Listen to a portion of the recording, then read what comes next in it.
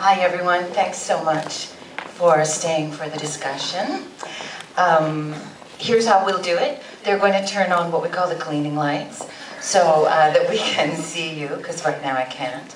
I will field the questions for our guests. If you have one, please put your hand up as high as you can and wave it a bit like this. It's a bit like being in the Coliseum in here.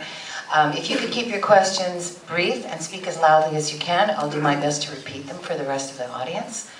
And there we go. So, welcome again, Robert Connolly. Congratulations on the film.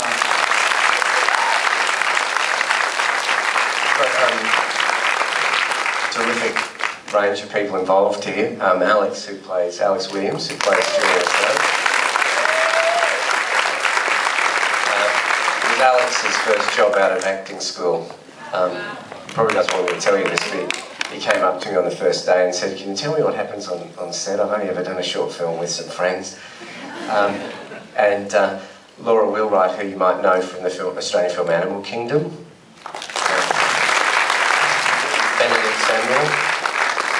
And his partner in crime, or no, in policing, Anthony LaPaglia. And then my key creatives, Andrew Commerce, the cinematographer, who shot a film, Beautiful Kate, that was here at TIFF a few years ago. Francois Tataz, the composer, it's a big composing job on this film. And Andy Canning, the editor. So you've got a big representation.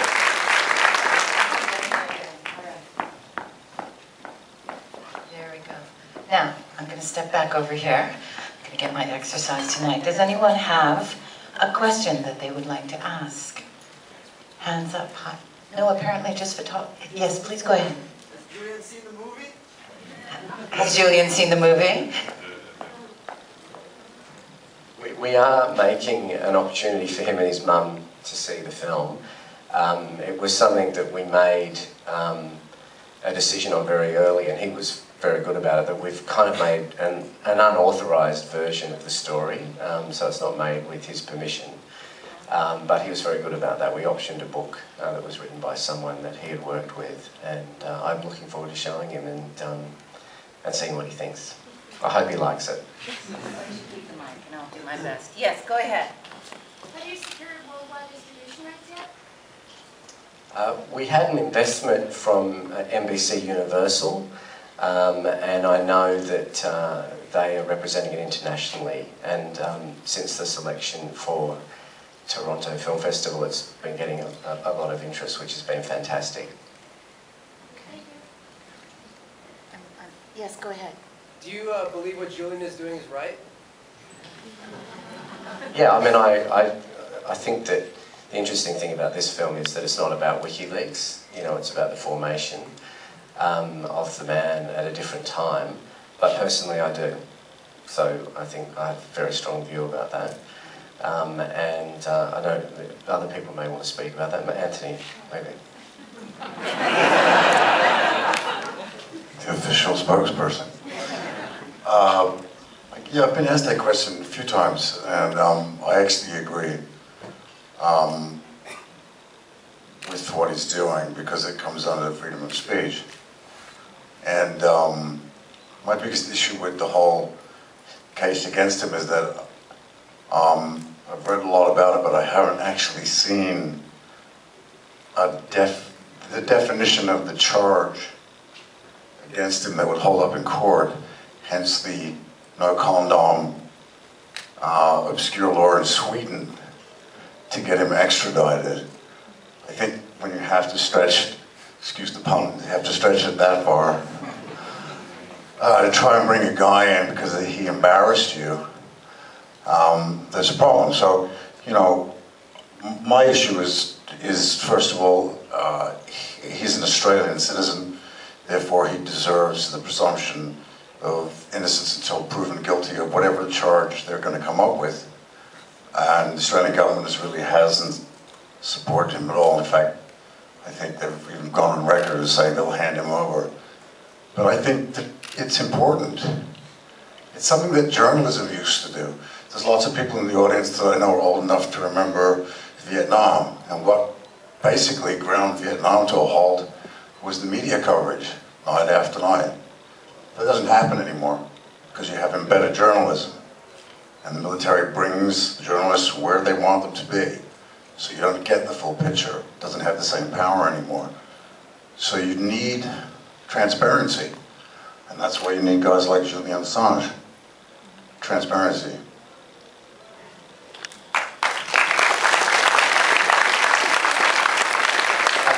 I think in researching it, there is a huge shift, and history in decades from now will mark the point where the people demanded more transparency from their governments. And I think that, you know, since the revelations of Abu Ghraib, Guantanamo Bay, the extraordinary rendition of prisoners, I mean, the list goes on. Since these revelations, I think it is right that we demand more transparency from our governments.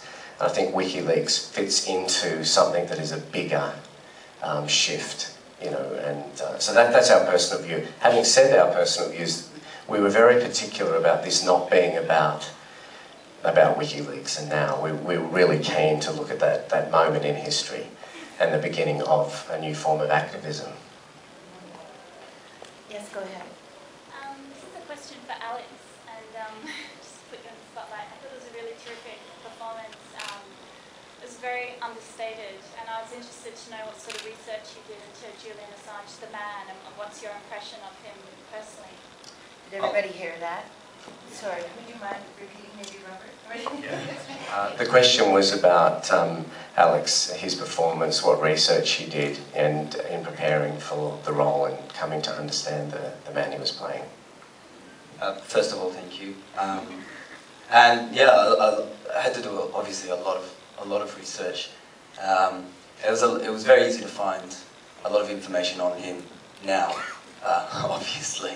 But it was really important to me to go, you know, back to when he was young. I mean, that's what the story's all about, and sort of create the story of sort of how he became the man he is today, what affected him, what turned him into that, what gave him that moral compass, and that was largely to do with, you know, his mother and the stuff for the family and all of that sort of stuff. So, I mean, a lot of the research was immersing myself in that whole hacker, that whole underground, that world that's in the book. And yeah, I mean, it was a huge thing. I mean, Melbourne was the epicenter of hacking in the world. So yeah, there's a lot of that sort of stuff, basically. Yeah. Yes, right there. Yes, yeah. Was there any sort of, this is for any of the actors that use computers, was there any kind of re-education training you guys went through to try and get into character? These computers are heavy.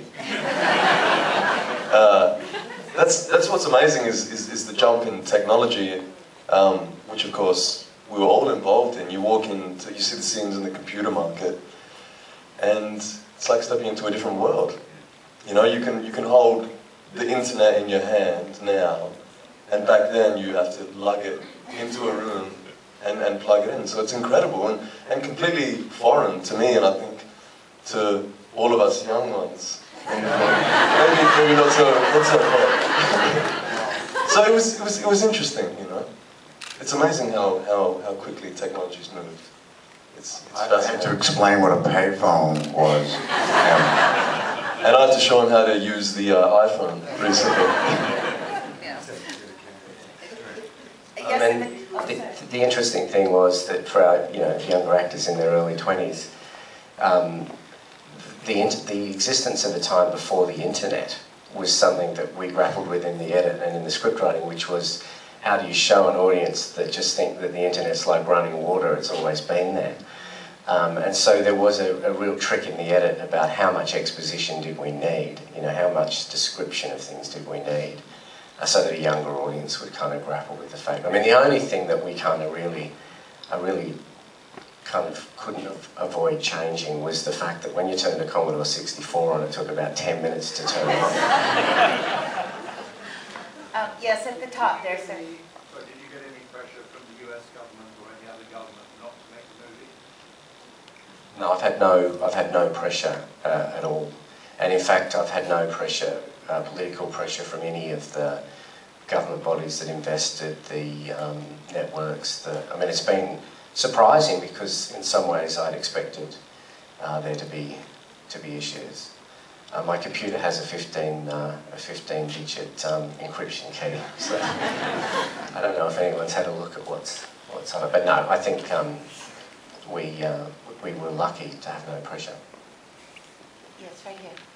This is mainly for Anthony, but I just wanted to ask what it's like working on an Australian film compared to working in America. Could you repeat the question? Sorry. The question was, what's it like working on an Australian film compared to working on an American film? Well, it depends on the film. This one I described to Rob as camping with a camera.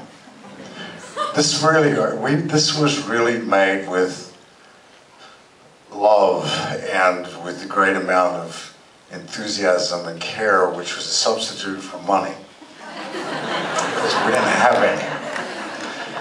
And you really do these things because, you know, they have some content, and everybody has to throw in together, and, you know, it's like a typical Melbourne day when we were shooting and it was pouring with rain and we were standing outside and there was nothing.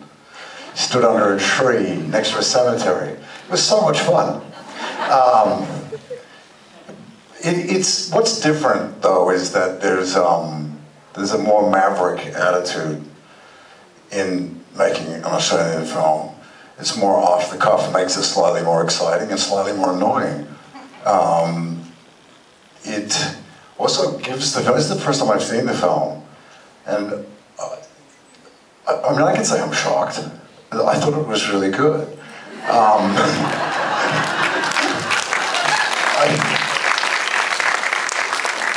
And I say that because I know what the budget was. It was just, you know, cheese sandwich? You're kidding.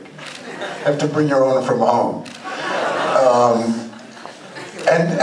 But that's the kind of spirit that I think is in the character of the film, and I think it's in the character of good filmmaking, is that you don't need a lot of money.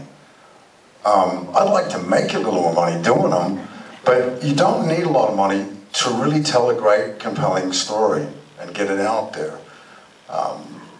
You know, we live in an age of really overblown budgets, and often you come away from the theater just thinking, you know, like Homer Simpson, peanuts, there's nothing. But, you know, a small movie like this, which was done with, like I said, a lot of love and a lot of care, I think you walk away and it makes you think.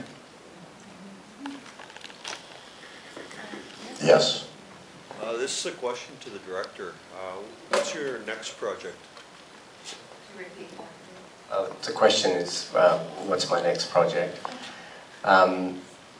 Because I'm a glutton for punishment, I've taken a book of short stories, Australian short stories, 17 of them, and invited 17 different filmmakers to direct one each. So it's like a very bold theatrical compendium. So that's what I'm working on at the moment. I mean, there's many different projects going on, but that's the one that's actually shooting right now. I'm directing one, and a lot of non-filmmakers, some actors are directing them, and a young Australian actress, Mia Wasikowska, is directing one of them. It's quite an eclectic project. Another question there, please. Yeah. Just back on the computer range questions, that is probably one of the most realistic ways of showing hackers and that type of subculture from that era. What was your influences of using that? Because I haven't seen since Antitrust or even the movie Hackers, both of them make hacking very much a wow, pizzazz kind of Hollywood kind of thing. It was very, very much to the core, telnet, very much to what hacking is actually in subculture. I was just wondering what your inspiration was around that and why you chose to do it in that way. I thought it was very good. Yeah, thank you. We did a huge amount of research. We brought in a lot of hackers, and a lot of them are extras in that computer market scene. And they were all very mysterious characters that came in that were hacking during that time, and actually worked with the actors to show them. There's a lot of code on the screens which is real hacking. But I did come across an article, it might have been Wired magazine from years ago, and it was the 10 worst things that films about hacking do. And I thought, no, I've got to tick all the boxes of avoiding them. But I think the research, the underlying work too, Celeste Dreyfus's book, Underground, is definitely worth a read if you're interested in this. It's a very detailed look at hacking during that time. But it was important to us that we got it as accurate as we could. We've got time for one more question. Yes? Yes, go ahead. What happened to Julian's two friends, the other two who got caught? Good question. All three of them were charged and all three of them got off. The character of prime suspect, played by Callum McAuliffe, turned against Julian when they were in court. So he became a Crown witness against Julian. And Trax did have a mental breakdown, and because of his mental state, he was let off. But the three of them were let off. And from what I understand from my research, Julian and prime suspect had never spoken again. Although Julian always remained with some compassion for the character of Trax. Please join me in thanking them for being here.